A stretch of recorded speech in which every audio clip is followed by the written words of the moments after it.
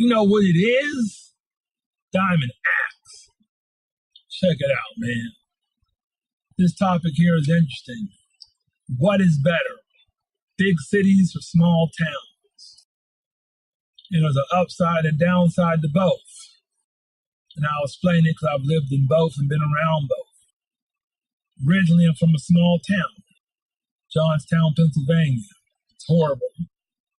And right now, I live in Pittsburgh, but I also lived in the Bay Area, and I spent time and I've been in bigger cities. I've been to Atlanta, been to Cincinnati a whole bunch of times. Been living in Pittsburgh for almost 15 years.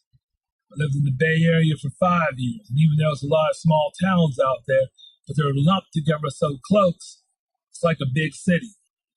It really is. And I've been Philly, New York, Cleveland, Columbus, like I said earlier, Cincinnati a whole bunch of times. And I think the reason why I would say that big cities are always better than small towns is because there's just more action, it's more wealth, and there's more to do.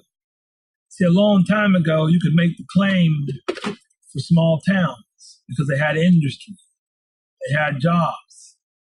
But small towns don't have anything to do for luxury. They don't have the jobs and the work. It's just nothing but boredom.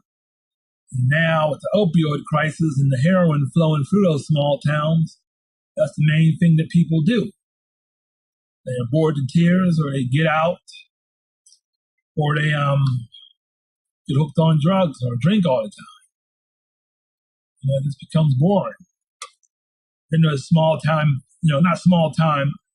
Man, I mess up on every single video. I cannot do a video without screwing up. Damn, I'm an amateur. But small town, not small time, but small town values. I wouldn't say it exists all like that. They got gangs and people that'll kill you in these small towns just as well as these bigger cities. Youngstown, Ohio, Akron, Toledo, Harrisburg, York, even Johnstown, Erie. There's people that'll beat you up, that'll kill you in those towns. Just like in Pittsburgh or Cleveland or Philly or New York or any place else.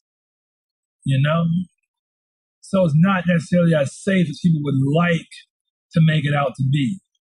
Now, some small towns are safe. Ones that have a little bit of industry left or have some kind of way to reinvent themselves and have prosperity. But most of them ain't about nothing, yo. That's a small version of the Hill District or a small version of Harlem or Homewood or whatever neighborhood you consider to be a bad neighborhood, like the Badlands in Philly. A lot of them small towns is the same thing, but on a smaller scale.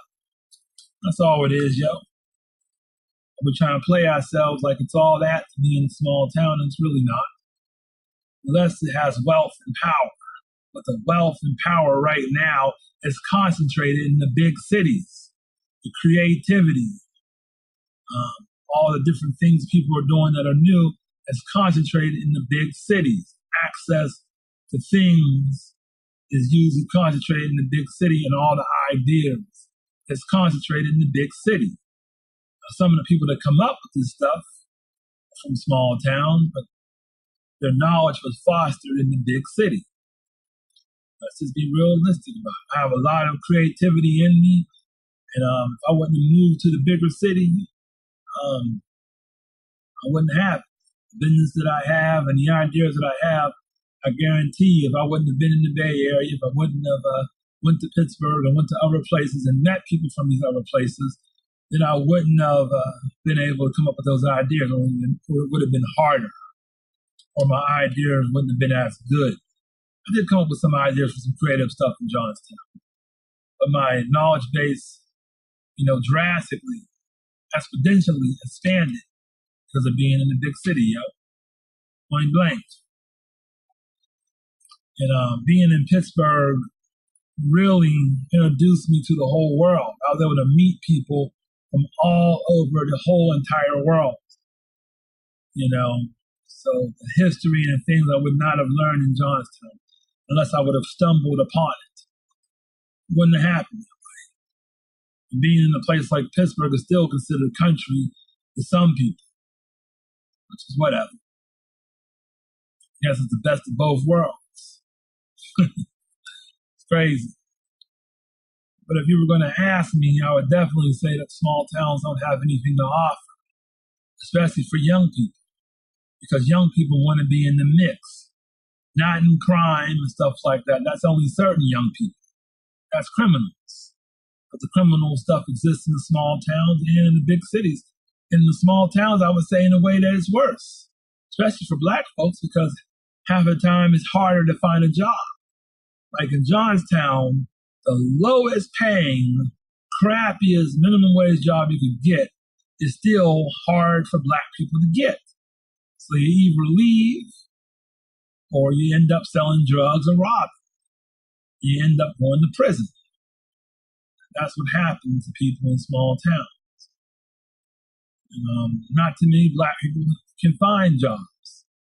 But I remember when I was living there, I went all through downtown Johnstown, every neighborhood, applied at every place. You know what they would say in Johnstown? You'd ask them, well, it's been a year, you can't find a job. Where have you applied at? They would say the better question is, where haven't I applied at? Not where have I applied, where haven't I applied at? Especially for black people, because racism is pretty big in these small towns too. I'm talking about for the most crappiest minimum wage jobs you can get. Lowest of the low, bottom of the totem pole. And a lot of times in them small towns, they know they can get away with mistreating you. Not giving you benefits when they should, not giving you the right pay that you should be getting. So they know that you're living in those small towns. They know that you need that job. They know there's not much else to offer. But when you go to bigger cities, they know there's more opportunities. Even now with other jobs, there's still stuff like Grubhub and Uber. And there's going to be more stuff as life goes along. There's going to be more opportunities in bigger cities for right now.